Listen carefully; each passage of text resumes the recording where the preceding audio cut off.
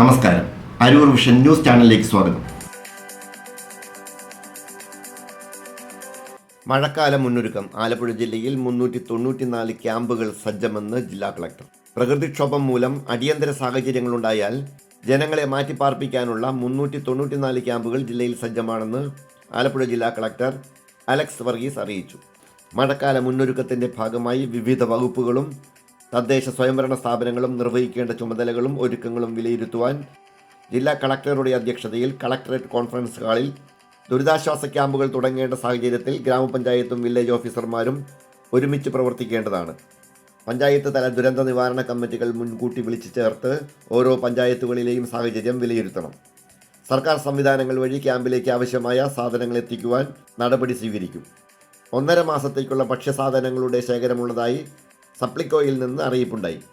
ദേശീയപാത നിർമ്മാണം നടക്കുന്ന സാഹചര്യത്തിൽ കാനകളിലൂടെ ഒഴുകിയെത്തുന്ന വെള്ളം ജനവാസ കേന്ദ്രങ്ങളിലേക്ക് ഒഴുകി വെള്ളക്കെട്ടുണ്ടാകുന്നത് തടയാൻ പ്രാദേശിക നീരൊഴുക്ക് ചാലുകളുമായി ഇവയെ ബന്ധിപ്പിക്കുവാൻ നടപടികൾ സ്വീകരിക്കും.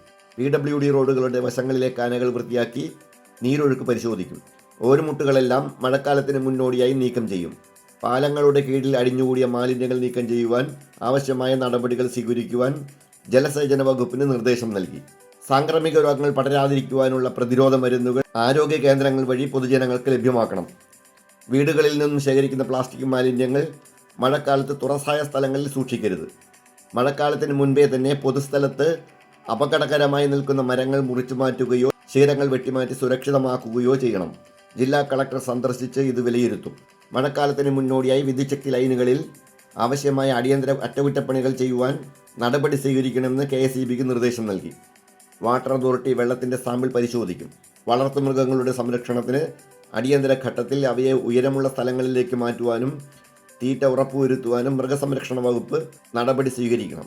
യോഗത്തിൽ സബ് കളക്ടർ സമീർ കിഷൻ, ദുരന്ത നിവാരണ വിഭാഗം ഡെപ്യൂട്ടി കളക്ടർ C. പ്രേംജി തുടങ്ങിയവർ പങ്കെടുത്തു.